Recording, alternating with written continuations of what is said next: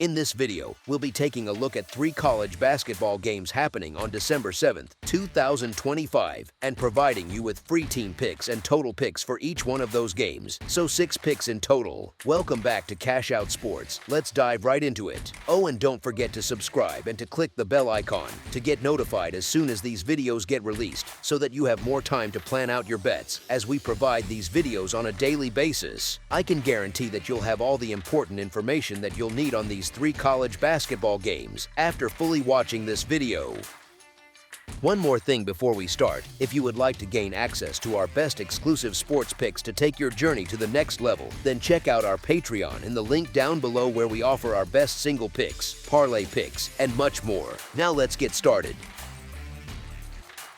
Missouri versus Kansas. The border showdown drops into Kansas City again, in a building that both fan bases know well, with a setting that can tilt blue in the stands, even though that lean comes from history and geography and not from any hard count of jerseys in the seats. Missouri enters with a record of 8-1-0 and a style that likes space, pace, and rhythm. Yet that smooth flow took a hit in the setback at Notre Dame when a slower game, tight half-court defense, and more physical possessions turned that night into their first stumble. Kansas comes in after a low-scoring grind against Connecticut, a game in the low 60s on the scoreboard that matched the current personality of this roster, comfortable in a slower game where stops come first and pretty offense comes second. The numbers so far mirror that picture, with Kansas living near the high 60s in possessions per game and leaning on a defense that has held up better than a still-forming offense, while Missouri pushes closer to a mid-70s pace with an approach that places more weight on scoring than on slowing opponents. Missouri also has to adjust to life without Jaden Stone,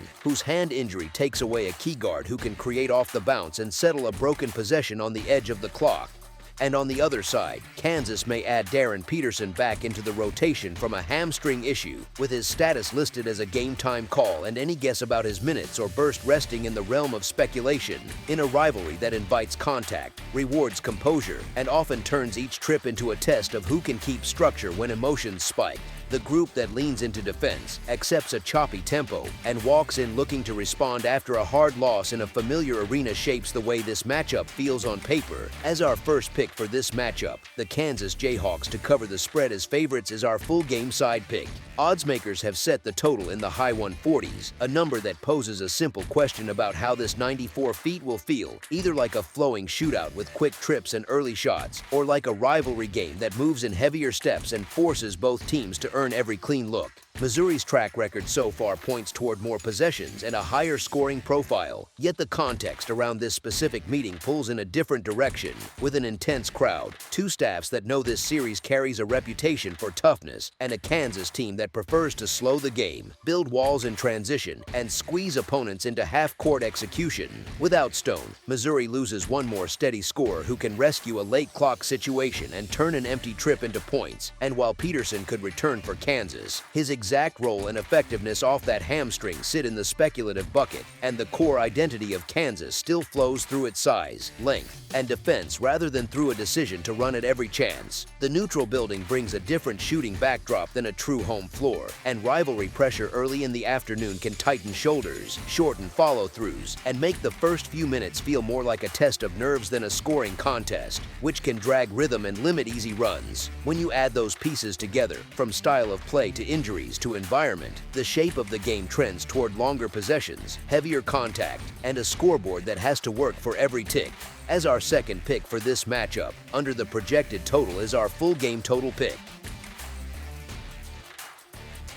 Texas Tech versus LSU. On a neutral floor in Fort Worth, you get a split building and 2 teams that both view this as a stage game. LSU comes in perfect at 8-0. Texas Tech sits at 6-2 and carries the ranked label. Odds makers list Texas Tech as about a 4-point favorite. LSU takes the points, and the total lands in the low 150s. LSU's record is not just the product of soft home nights. The Tigers went into Boston College, went ice cold from deep, still dragged that game into overtime, then closed things out with calm trips to the line. They also lost forward Jalen Reed for the season to an Achilles tear in the win over Drake, so this run has already passed a real stress test. This roster leans on length, effort on the glass, and a mentality that treats every missed shot as an extra chance, which fits a dog that wants more possessions than the favorite. Across from them, Texas Tech rides a front court hub and a very structured half-court attack that looks far less sharp when it does not get many clean second chances. Tech has coped with a string of lower body injuries in the rotation,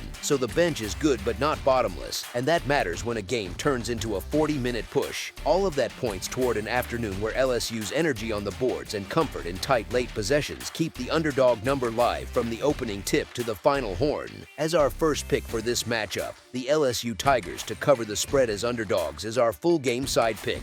Both offenses light up the season box scores. LSU scores a bit over 92 points per game. Texas Tech sits a little above 81, and that raw output makes an over ticket feel like the default move. The market has trimmed the number into the low 150s, which hints at respect for the matchup and the setting. When LSU stepped up in class against Drake and then went on the road to Boston College, the rhythm changed. Those games landed in the 130s and high 140s, even with overtime in Chestnut Hill, because better opponents forced longer trips, more contact, and fewer easy runouts. Texas Tech has followed a similar script. The Red Raiders saw Wyoming, New Orleans, Purdue, and Wake Forest, and 3 of those 4 games stayed under this current total, 35 even with big scoring bursts and strong nights from their featured pieces. Tech brings a high-end defense into a neutral arena, and both coaches have shown they will slow things down, trust their half-court sets, and lean into scouting once the stakes feel heavy. Put the pieces together and the shape of this contest looks closer to a 70-68 kind of grind, full of empty trips and long half-court possessions, rather than a loose run to 90 points on each side.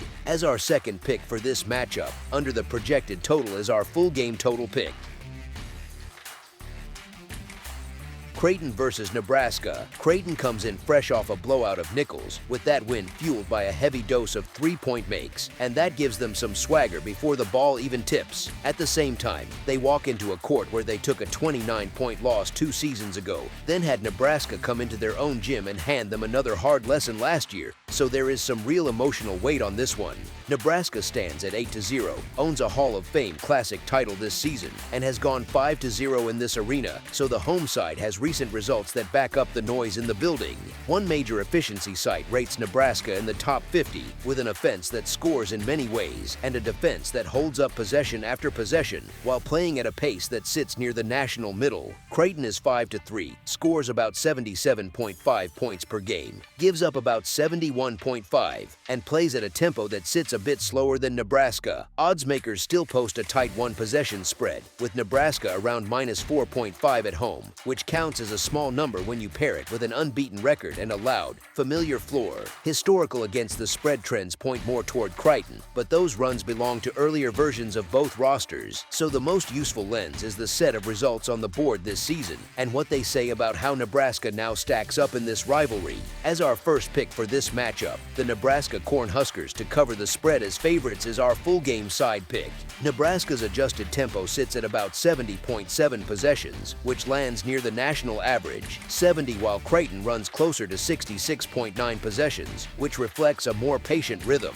Both teams sit in the top 60 in offensive and defensive efficiency, so they can score, but they can also guard and finish a possession with a rebound. Recent betting history between the programs has leaned to lower scores, with the under cashing in 4 of the last 5 meetings, and Nebraska has seen unders hit in 6 straight games against Big East foes, while Creighton has leaned that way in most recent outings as well. When you blend their efficiency marks with those tempo figures, the math points to a combined result that drifts toward the high 100s 40s or low 100s 50s instead of a clear move into the mid 100s 50s, which frames the current number as a touch high rather than soft. As our second pick for this matchup, under the projected total is our full game total pick.